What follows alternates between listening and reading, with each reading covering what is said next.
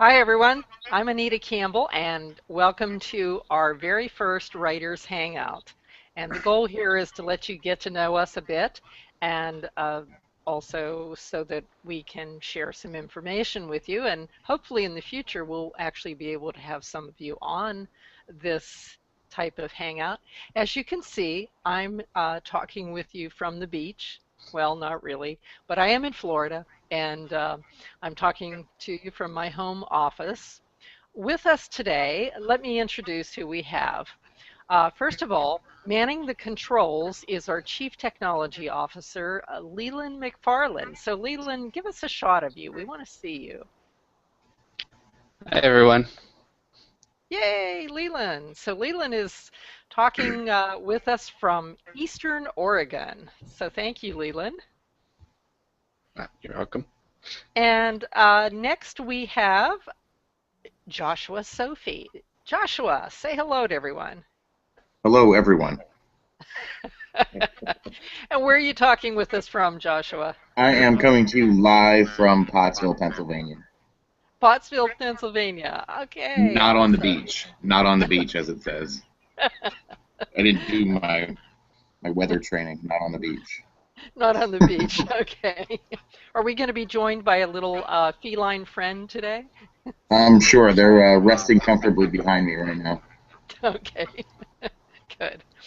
And of course, we're and Joshua, your title is assistant editor. Is that right? Correct? I Assistant believe so. editor. Okay, not I know I always get mixed up assistant and associate editor. So assistant editor, and thank you very much for all that you do. We really appreciate it. And the next person that I would love to introduce to you is Sean Essinger.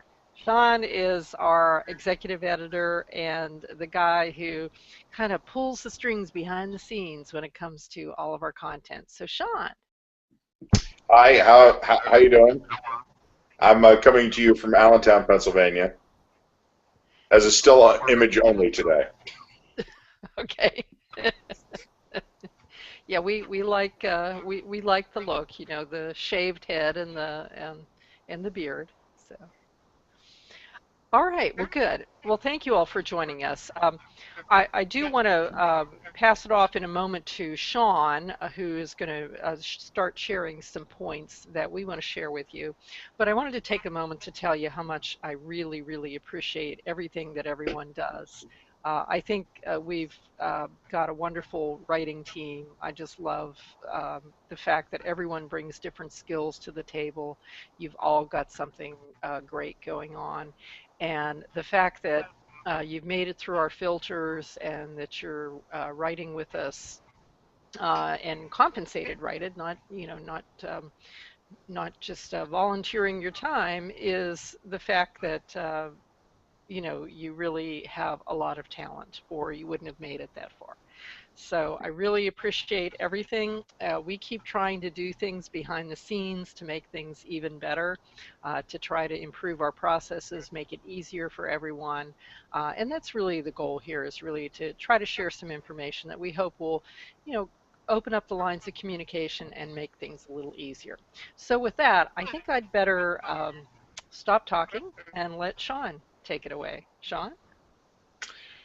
Okay, well, we're going to talk a little bit about, in this hangout, about uh, some basic information about writing and content, and we're going to talk about some of the things that you can do to make your initial copy, the stuff that you turn in the beginning, uh, readable and easy to read and easy to edit and easy to process. And it will also it'll help with turnaround time because you'll get less things returned to you. You'll spend less time rewriting things, and I think for everybody it will be a smoother experience. So I'm going to mention a couple of things, and then whatever I don't, Josh can chime in and kind of mention a couple of things as well, and then Anita can wrap things up. Um, First of all, I want to talk about sentence length. Sentence length is is something that might seem like a little thing, but it's something that that's pretty important when you're putting in content here on the site, or really anywhere that you're writing for the web. We like short sentences. It's been suggested maybe 20 words or less if you're counting words. But another easy little rule of thumb you can use is that you can you can basically look at your sentences in preview. I always tell people when you go into WordPress, and if the sentence is maybe like more than 2 lines long, it's probably too long. You should probably try and use simple sentences, not as many compounds, not as many ands or buts or becauses, tying sentences together. Try to make sentences short. Try to make them, a simple noun and verb. They should be sentences, we should add. Some people sometimes write in less than complete sentences, and that's okay for effect sometimes, but generally you want your sentences to have it's a simple subject and a verb. Avoid compound sentences and keep them short. And really, what you do when you do that is you make it much easier to understand what you write, and you make it much easier for people to read and digest what you're writing. And then the other thing we wanted to talk about, we talked about sentence structure, and we want to say also about keeping things straightforward, keeping your content straightforward. Avoiding confusing asides in the middle that make sentences convoluted, and that would be things like dependent clauses and things like that, because, or all these things that maybe you want to explain and you want to put the content of a whole other sentence into that sentence. Just make a new sentence out of it. And that'll help things along and help you do much better in your writing. We want to also talk about paragraph length. Those of you who file stories know that, or probably have heard that if you haven't had a lot of experience doing writing before, that paragraphs, or maybe you heard in school, should be 4 or 5 sentences. Paragraphs don't have to be that long. They can convey a simple point quickly and to the point. They can be 1 sentence, 2 sentences. They can be short. And if you're done with your point, go on to the next paragraph. There's another reason for this. When people look at the web page, oftentimes if they see huge blocks of text, these long paragraphs, they get discouraged and they don't really want to. It's a psychological thing where we don't like to read huge blocks of gray text. So short sentences are good. Short paragraphs are good. Sean, yeah. I'd like to interject something here and ask a question. So in English class, I always was taught that you should never have like a 1-sentence paragraph. Right. Yet when I go around the web, I see quite a few places where there are 1-sentence paragraphs, and it does make it easier to read. So, for example, I think it's the UK's Daily Mail site. It's as if almost every paragraph is like a 1-sentence. If it's a really long paragraph, it's 2 sentences, and I think that's the site. What do you think about that? I mean, is it okay? Yeah, it really is. I mean, when kids are taught to write, because I know my son takes composition classes in high school, and they always teach you expositional style, which is how you write papers, research papers, and things. But an article isn't a research paper. It's something that hopefully people are going to read, and they're going to read quickly. They want to scan quickly and figure out if the information they want is in that article, if they want to continue reading. And all of those things, if you have shorter sentences, shorter paragraphs, paragraphs that get right to the point, 1 sentence, 2 sentences, quite simple. And it's easier to read, it's more interesting to read, and you kind of got to leave everything that you heard in composition class in high school, sort of, and college, sort of out of it. It's not really. Not everything. No, it's not. It's definitely not the way you write for this kind of thing. So I don't know. Hopefully that's helpful. And in terms of any exceptions to that, I can certainly answer questions for people. I always respond to writers when they have questions about, if maybe there's an instance where that's not the case. But in most cases, I think short paragraphs are a good idea. We wanted to also talk about linking to content sources. This comes up all the time. And, when you're writing for the web, you want to link to the information that you're quoting from. If you interviewed somebody, you obviously don't need to link anywhere. If you have a press release and it's not on the web anywhere, well, you don't need to link there either. But if you're quoting from another article on the web, or if you're quoting from another website, or if there's there's a source somewhere out there on the web, you want to link to it. A lot of people, I think, they get confused about when you should link and when you shouldn't.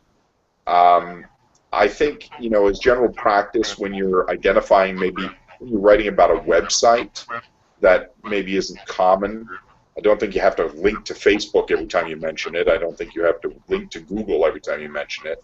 But if you're writing about a new business and they have a website, link to the website. That makes a lot of sense. If there's a blog post or a release on a blog post that you're writing about and you're quoting from, link to it.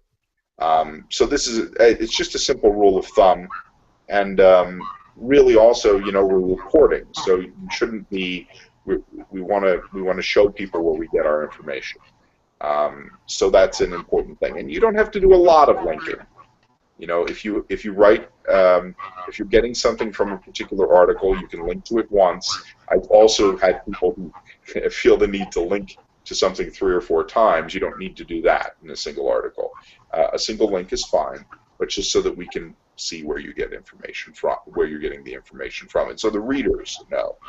And it's not just a question of doing what you should do to give a citation and to give information, but it's also it really enriches what you're creating, because our website is not just a website, it's a resource.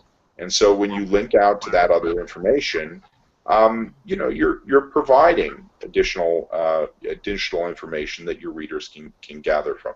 The only thing that we do say on LinkedIn, linking, and I should mention this, is that always when you're putting in WordPress, when you're putting a link in, you always have that option to set it to open in a separate window, and please do that, because it takes a lot of time to go through and change those. And we do have a style of opening the link in another window so that people don't have to leave our website to look at the other article.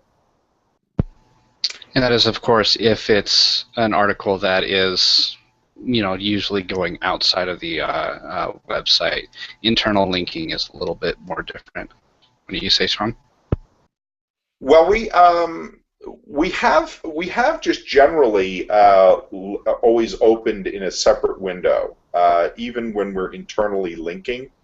That's how we've been doing it. If there's a time when we might want to reconsider or rethink that, maybe we will. But as a habit, we have been generally linking. And I think the reason is not just to not encourage people to leave the site, but also I think that there's certain. I have read both kinds of pages, and I'm not speaking from the standpoint of SEO or anything like that, but just as a reader. If I'm reading an article, I like to, if I open it, I like to be able to close it and be right back where I started, to be able to pick up the content, as opposed to having to back up, or because sometimes you can get lost in a, you go from one site to the other and you're thinking, now where is that thing that I started reading? So I think it's continuity. It's a continuity issue too. So we generally link in a separate window. At least that's what we've been doing. Um, okay, I want to mention a couple of other things here. Uh, we've mentioned we've mentioned paragraph length. We've mentioned content. We've mentioned linking to content sources. Um, I also want to mention, though, how we quote other kinds of sources. Um, Writing for Small Business Trends is a little different than writing for other blogs in the sense that we do a lot of quoting, and we do. It's much more like working for a newspaper. We're interviewing, we're getting sources from, we're getting information from other sources to create our overall story. Uh, so increasingly, you'll be actually talking to people, either talking to them on the phone, maybe interviewing them over Skype, maybe interviewing them over email. And when you quote those people, it's great to have that kind of interview and not just linking to other sites, because it makes our article special and unique, because you talked to that person, no one else did.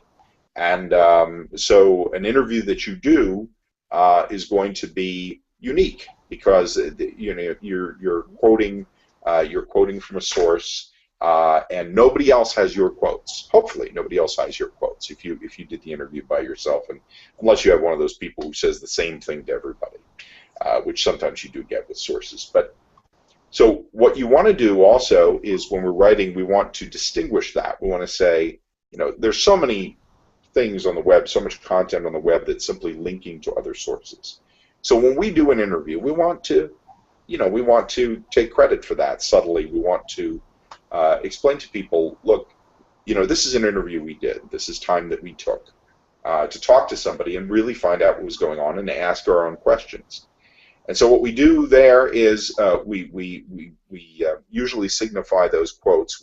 First of all, we don't put them in block quotes, those shorter quotes that are quotes from other people. That's one way we set them apart. We have block quotes for if you're quoting a large passage from another blog. But then if you're doing interviews, you just you put the quotes, you put them in there in quotes. You don't need don't need block quotes, and you don't need links. And you also probably want to say, in an interview with Small Business Trends, we want to say at least once, we want to say, we took the time to do this interview. This isn't something from another site. This is something from another page. This is something that we took time to, and not only did we take the time, but as a result, it's a unique interview. It's something different. It's not something that everybody else has. It's not something, if you do a Google search for this person's quote, you'll find 10 pages all linked to the same exact quote. This is something unique. And so we want to signify that whenever you do it, and especially if you do long interviews with people. We do long interviews. Sometimes on a Friday we do longer interviews, but you may do interviews yourself in your stories that are longer. And if you do that, you want to take credit for that. You want to say, this is a longer interview, and it's this is a quotes that we got. So that's another thing you want to do. Let's see. And Yeah, Sean, go if ahead. I would just like to interject about that um, we're really investing a lot of time and money and effort into this site, and we're not we don't see. I don't like to even call the site a blog. You'll never hear me refer to Small Business Trends as a blog. Yes, As we far know. as I'm concerned, it's actually not. It's, Right. we're a news publication. We're an advice publication. Our mission is small business success delivered daily, and we really mean that. And I really emphasize the original reporting. I love it when you guys go out and you interview people. Even if it's an email interview, I think email interviews are just fine today. Um, Sure. I think they're fine. I love it when you get other interviews because you tend to get more spontaneous quotes from people. I'd love it if you do like a whole interview with somebody and record it, and we'll get the interview transcribed, and then you really can get a lot of quotes. You can pull a lot of quotes out of it because it's all transcribed. So I'm even happy to do all that. The reason for that is I really want this to be perceived as a top-notch news publication that focuses on the small business market, so that in a way we're almost like a trade publication that focuses on small businesses. But we're a news, we're an original source of content, and so it's really important to me that we have original sources and that we tell the reader it's an original source. I really, I try to, discourage just harvesting information from other sites. Like, yes, sometimes you do need to do articles that are like that, where you're sort of pulling together like all the various things that have happened around a certain incident or maybe a certain issue that's out there. A lot of times there's an issue and lots of things have happened, and so you have several different sites and several different news stories that mention that. But as long as we're adding our own analysis and we're weaving it together in our own unique way, I think that's great.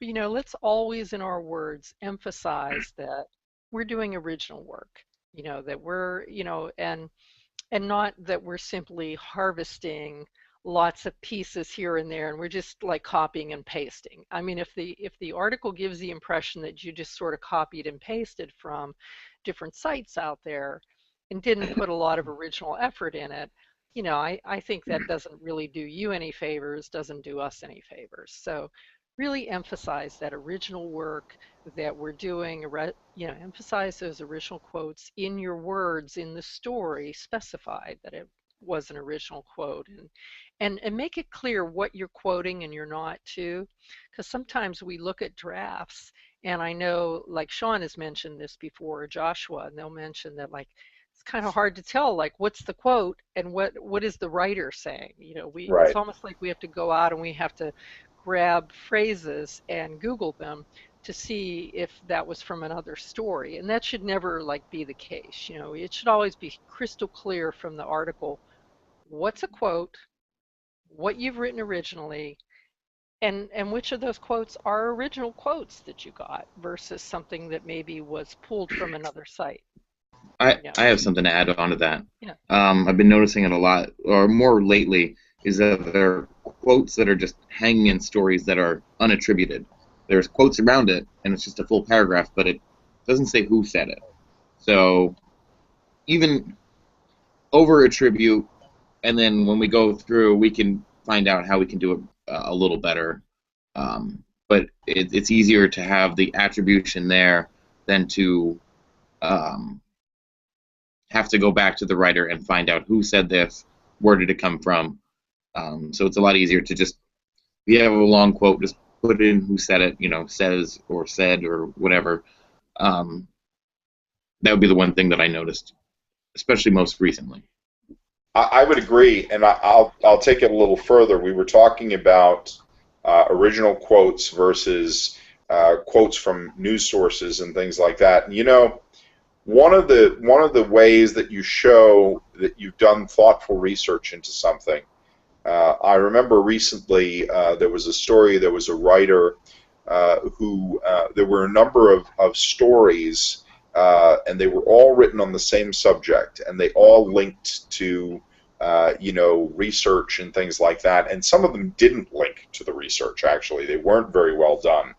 And this writer could have done what I've seen other writers do, which is basically just to take the one source, the one article, the first one they found in their Google search, and they could have just quoted everything from that, and they could have just made the one link, and it could have been a very lazy effort, and it could have been a kind of story that no one would look at as a resource.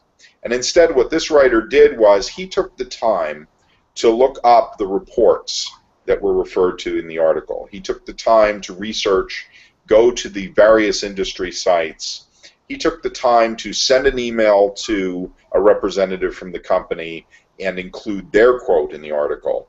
And until the article was done, it was not just a regurgitation of something somebody else had done. It was his own report of the story that was distinctly different from the other news sources that had written on a similar subject. And as a matter of fact, when you do it that way, you don't even have to try to be different. Because what will happen is when you go and get that original stuff and you don't just copy from, I'm not saying copy like play, I'm not suggesting we have anybody who plagiarizes, but you don't just write from one report's perspective. You get this whole different article. It's like magic. And this writer had all these different sources that he was pulling from. And his article was different than anybody else who had written on this topic. You could do a Google search, and he had only done one interview. Most of the rest was from reports. But when you looked at this article, Josh has his cat. The cat's back. The garbage men are late. When you did when you looked at this article and you looked at all the other articles on this topic, it was totally different.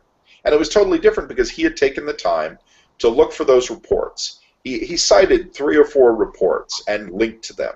He cited the original blog post that started the whole report. It was a story that had been started by a blog post which had referred, on an industry site. He linked to that. He linked to all these things. And because of that, it just transformed the story. It made it totally different. And it was just a matter of the time he took. Because most of the time I find with a lot of writers, it's the amount of time you take.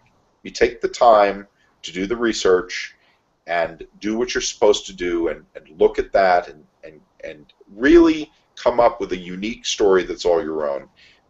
Nothing can beat that. And I maintain, I don't know if there's any evidence on this, but I maintain that a lot of times you can see that in the traffic. When you look at the more popular posts and things, a lot of them are ones that, there's time that's been taken. They're not just the same thing that everybody else wrote. Another one-off, let's do our version of this and link to the most popular post on this topic, take all the quotes from that article, and that's the end of it. Most of them are those ones that people have taken the time, or a unique interview that somebody's gotten with somebody, and the content is different, or any of these things. So Sean, I know time is short. What about things? What about writing style, like adjectives and adverbs? Like, Well, because actually, that's yeah, sort I of wanted. one of my pet peeves. Yeah, I wanted to turn. Speaking of pet peeves, I wanted to turn because I know it's one of Josh's too. I was going to I turn think it you over to meant Josh other at pet this peeve. point. No. At least you I got a may be pet. Josh, but anyway. At least you got a pet, Sean. Yes, that's right. So I thought Josh could. There's 2 things that I know Josh wants to go over. One about word usage, having to do with adverbs and adjectives, and also having to do with kind of sweeping descriptions and things like that that have to do with style. So Josh, why don't you take over there? Right. Well, like a lot of what really adverbs, adjectives, not getting into specific ones, but general descriptive. Like nothing is great. Nothing is like, oh, it's really easy to use, because unless we're using it and we test it out and really give it a thorough, and even if it's easy for us, it's not easy for anybody else. You want to be as in that realm non-descriptive as possible. Just be very like cut and dry. It's A, B, and C, or it's X, Y, and Z, or 1, 2, and 3. It's nothing. Nothing is What are some words? Because Sean, I try and avoid them because I had them beaten out of me. Well, What are some adverbs that we see that maybe shouldn't be in? I mean, I think that anything that refers to things, just like you said, as easy or things that tend to sound more like you're writing an advertisement than you're writing an article. It's and you were talking about descriptive. I mean, it's interesting. I think that a lot of times giving facts is more descriptive than any adjective or adverb can be. I see writers all the time. They have an exact number. There's 100 blogs that have done this, and they won't do that. They'll say many blogs, lots of blogs, and I'm thinking, why would you do that when you can say 100? Why would you do that when you can say exactly how many? How much more descriptive can you get? Right. Yeah, if I could add in to what Joshua was adding there too, and Sean just now. I love to see numbers. I love to see concrete things. So the more numbers you can put, not like a dry laundry list or like too many numbers to the point that we're just sort of regurgitating numbers. And especially if you're doing like if you're writing about a survey, no one wants to read like 47% of the people do this, yet only 53 reported that. Those are really boring. But like Sean was saying here, if you can be really more specific and use words like that to describe, 100 protesters instead of lots of protesters or many or, that kind of thing is great. Avoid things like, the press release promotional fluff type of language, like, a such and such a company released an easy to use thing that with the push of the button you can quickly and effortlessly do this. Right. Unless you're Hmm. reviewing the product and you've used it and you truly feel that way from your own personal use, you've actually done that. Don't use those words because you're really just repeating their marketing fluff. You're then becoming their marketing arm instead of, and it adds no credibility at all. It actually detracts from your credibility.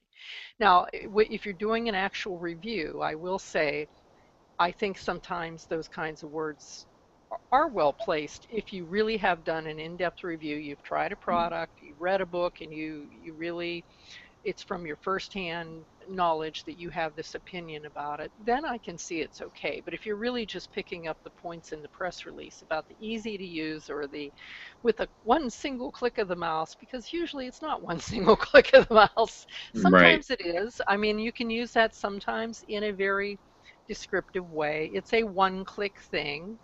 I can understand that, but usually a simple and easy to use with a single click of the mouse does yada yada yada, that's usually just marketing fluff. And I think that might be what you were getting at, Joshua. The other things I'm noticing here from our notes is sweeping terms like our broad statements, just general like everybody has this or everybody's doing that. They're probably not. So there's a Everybody's lot of not using doing anything. right, right, Exactly. right. You never know. I mean, you just never know who's reading this and where they're from and what they do and everybody has a mobile site. Probably not, and there will be business owners that'll never have a mobile site. So we have to write to them at the same time, I think. Something like that, just very bland, something for Leland to edit. Yeah, and and and people readers do call us out on these things if they find Hmm. them. So and all that means is that if I see it, I'm going to write an email to Joshua and Sean, and they're going to have to like check it out and write to one of the writers. What was it really? And then Sean will write a correction to the article, or Joshua will write Yeah. a correction, and it's just a lot of unnecessary work for all because we kind of overstated something in the beginning. Hmm. Something else too. The I mean, Go ahead. well, it just occurred to me when we were talking about this that I experienced this just recently with a writer who turned in a story, and she said, "Well, I know that that's, for a fact." She said, "I know that that's the case." She was doing a story on a website, and she said, "Lots of people are doing this." And I said, "When you say lots of people, I mean, what's lots of? How many is lots of people?" She's like, "Well, all my friends, all my friends that I know a lot of people who are doing this." I said, "Well, then let's be more exact. You don't have to say a lot of my friends or a lot of people or whatever, but you say, you can say that there are some people who do this. There are some people. You can describe exactly what they do. You can be specific about it, and you can cite actual examples if you know what they are." I'm surprised how many writers want to say many or something like that if they can actually point to an example. It's so much better to point to an example, to say, this is what this person did, and in this instance this happened, and in this instance this happened. And then you have a list and you build credibility because people know that you're not just saying many and you don't know what you're talking about. You actually can talk about several of the examples where this has happened. So I think that's Right. Josh. I know you want to say something about companies. About companies being its and not they. They're not personal pronouns. You want to use it or there is a different story, THEIR, but it's is for companies. They or he or she, obviously, or there would be for people at a company, a specific person at a company, or just people. We lost But John. companies are not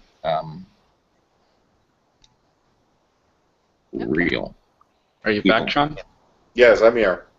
I was watching Sean. Sorry, I was watching Sean's video status. He's back. All right. So Is he? yes, we got him I back. am. Yeah, He looks like a great bot.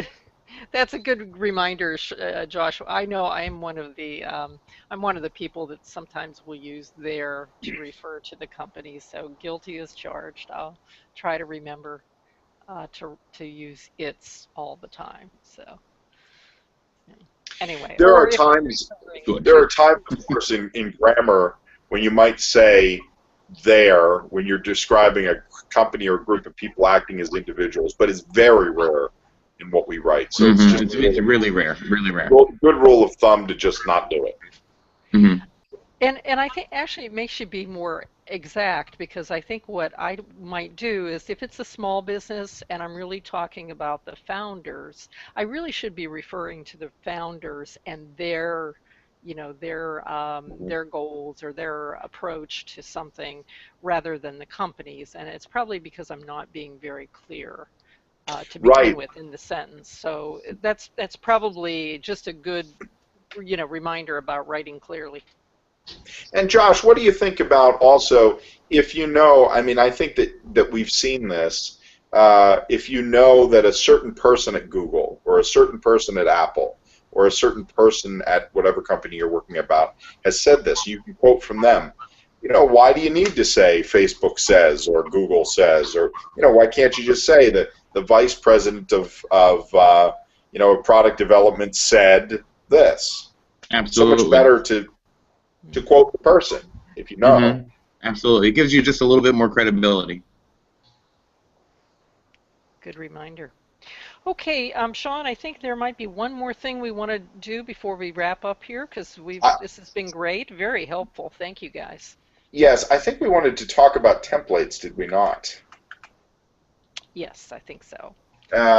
We want to talk about one of the neat things, and we're going to try and do more of this, is we have some templates that should make it easier for writers who are writing for small business trends to handle certain kinds of stories.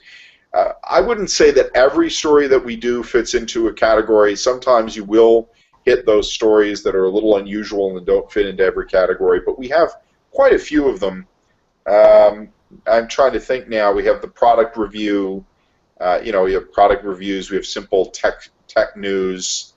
Josh is very cold in his house. Not the beach. Yeah. Not the beach. It's not I have them here up on the screen, over up on the screen, so they're Right. in here in the writer's resources here. Right. When you go into SAM, which is our content management, we put stories in there. That's where you go for your stories. Everybody's been really good about using that, and they go in and get their stories there, and they get instructions about how to what kind of story we want, details about the title, details about the sources. If you look across the top of that page, you'll see, among other things, writers' resources, and if you choose that, and you'll find not only a style. I believe there's a freelancing style guide, isn't there, Leland? And there's a couple writer guides right here. Right, and right. Business Trends WordPress login screen. Right, but then what we have is we have a number of templates, and these templates, the idea is that if you're doing a particular kind of story, let's say you're doing a product review, and this is particularly good if you're doing a product review and maybe you're doing it for the first time. maybe a company sent you a smartphone or they sent you something else, and we said, yeah, go ahead and review that. Well, how do I write a review? How do I write a review? Well, you could look at 10 other sites and try and figure out how they write reviews, but we've taken all the guesswork out. Leland's got some great templates in there that we've he and the editorial staff kind of work together to create, and you can go in there and Leland, I guess we would describe it as saying, it basically it gives you a set of detailed information that you need to supply in each section. You put them in, and you get you pretty much get a story, right? I mean, you might need a little editing, but Yeah. Why don't we click on one of them, Leland, and sure. maybe you can show it. So. I have to actually log in. Maybe you could give us a little tour.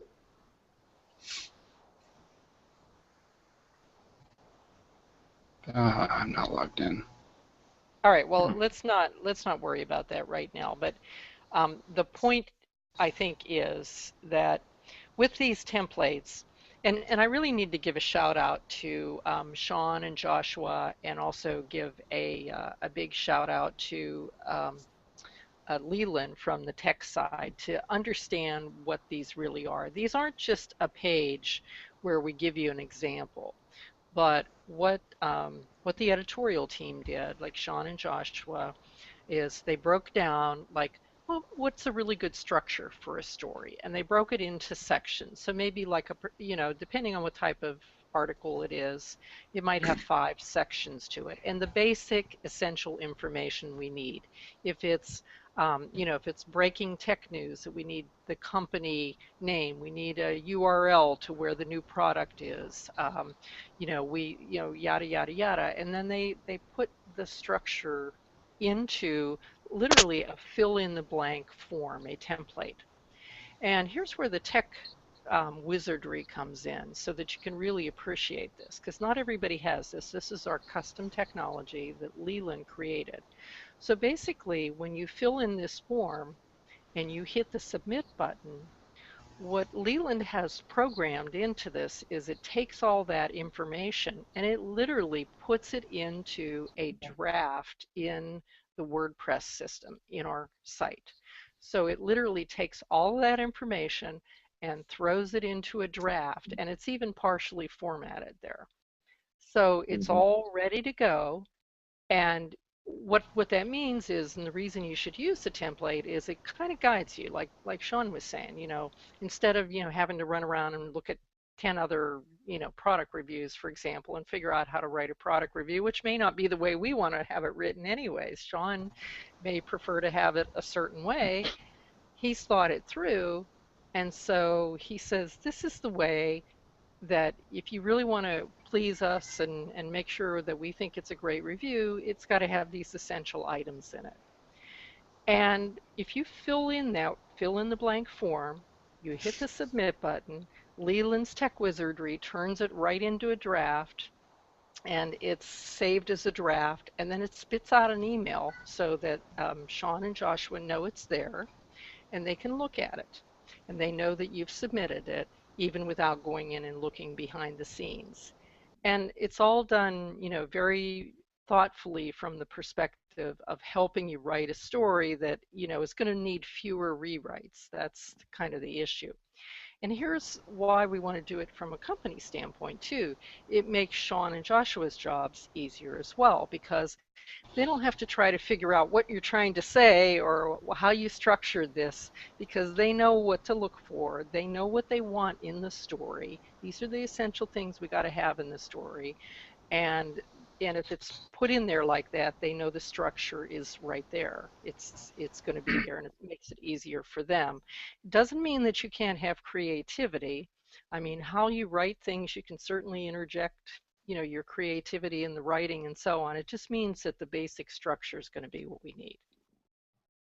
I would add that as anybody who's ever done this for various websites, various publications, or anyone else knows, one of the things that happens probably more often to a writer than anything else is that you get a story back with a whole list of things that you forgot to put in. Well, what's the company? Well, when is this coming out? Well, when is this? What is? Well, what's? And all these unanswered questions. And one of the neatest things, gosh, I wish I had had this when I started in the newspaper business. Was you have a list right in front of you. It tells you if you don't have that information and it's available, get it. Then you won't have to worry about anybody asking you to repeat it. It gives you everything you need, all the information you need. Now, there may be questions on there that you don't know the answer to. There may be products, for example, we do product reviews. There's no release date. Well, but it makes you think, check, make sure. You can easily find that there's no release date, and then you remember to say in the article, and no release date's been announced yet. But it gives you this checklist. It's a checklist, really. It's like a checklist that you know that there's all this information you have to include, and you can look through it a couple times. Did I forget anything? Like a laundry list. Did I forget anything? Or a shopping list. Yeah, so we're seeing on the screen here, what are you showing us, Leland? This was the Breaking Tech and Gadget News template. Oh, yeah. Mm-hmm. So for this, we want a very short article. What we're emphasizing here is speed and accuracy. We just want to get out there. It's something breaking. It's a new tech gadget. And so we don't want a lot of writing, actually. And in fact, there's a word counter on this. Leland has programmed in a word counter at the end. So it's actually going to count the number of words so that stop writing. And sometimes, writing too much is bad, because it's more that has to be cut out. And for speed, because we just want to get out there quickly with the announcement, we don't want to have to wade through a lot of information and have to cut out this or cut out that. It's just a lot of unnecessary work.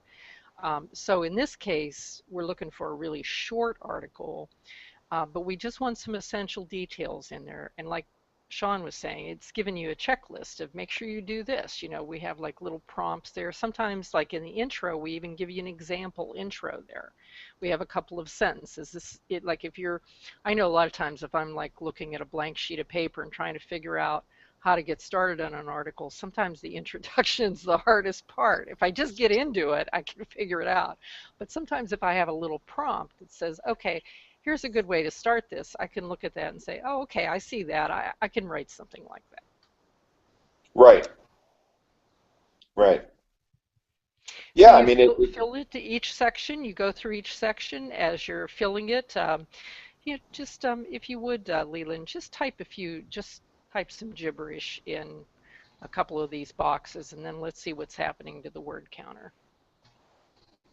Yeah, as you can see there, it's literally, as you go, it's counting words down at the bottom, It's, I think, counting a few extra. So it's not the most accurate, but it'll give you a rough estimate. yeah. Or you may have put something up above. Okay, but in any event, it's Well, giving it'll get you in the a ballpark. Yeah, it'll get you in the ballpark. So there you have it, and you just create your story there. It's all structured. You hit submit, and then from there it goes into a WordPress draft. And what if you are interrupted partway, Leland? What happens? Well, I made it to where it will save your articles through automatically. So Good. I come back. So as long as you don't clear your cookies, right? Yeah, and here's this little message that says, "Hey, there was a product review saved. Do you want to restore it?" And you go, "Okay," and then you go back down. Well, it should have. In theory. In theory, I got to go look at that now. But you may have had you may have had it on the product review though, because that's at product review, not Breaking Gadget News. Yeah, I'll take a look at that. Yeah. Okay. Make sure it's working for you guys. Okay. Anything else? What did we forget here? Let's kind of wrap us up here, Sean. I think we covered everything, and of course we're going to try and do some more of these in the future. And I'm always available for people. Writers constantly send me emails, and I give them clarification and explain to them, if they have any questions. But I think that we've covered all the basics. I mean, the most important thing is to think about and consider how a reader is seeing your article. Just think about the things that that make an article easier to read. Maybe, I always tell people, read over it once you've written it before you submit it. Just look at it and see if it makes sense to you. Okay, So good. Joshua, do you or your cat, well, introduce your cat, please. This is Johan. This is Johan, Johan, okay. and he is attached to my arm for this meeting. He's not letting go. It's my Okay. boy. It's my boy. Okay. I would just say, I would add on to what Sean was saying. I'm always available as well. You can hit me up on Instant Messenger, Hangouts, and uh, Facebook. Why not? Email. Sure. All good. And I think that we covered a lot of things today. Yes, thank you all. Okay, Do it and right. Leland, anything else that you want to share? Oh, Or you get. you're off doing your you're probably checking out what that is there. If I know you, you won't rest until you sort it out. I'll sort that out, and yeah, I'm just really impressed with you guys' quality of work that's coming through. I mean, I catch a few articles here and there, and it's really good stuff. Yeah. Well, thanks everyone. I just want to remind everyone with my wild hair here, I got the headphone on because otherwise I couldn't hear. So I What's my just excuse then? I always have the mad scientist look anyway. I'm like I have a pulling lot of out my trouble hair. with my hair too. Yeah. Yeah, I you I was it's shaving that head all the time, huh? when you have a big bushy mane like me, you're constantly having trouble. Okay. You mad, I bro? just, to close here, I just want to remind everyone that the mission of the site is small business success delivered daily. We're writing for a small business audience of from solo entrepreneur, 0 person up to 100 employees. And our mission is to provide the kind of information that helps them be successful every day. And so it's small business success delivered daily. And thank you for contributing to that. I'm Anita Campbell, and that's all I have to say. With my wild hair, I'm going to go get a hairbrush. Thanks, everyone. Thanks a Bye. lot. Bye Thanks. bye. Bye bye.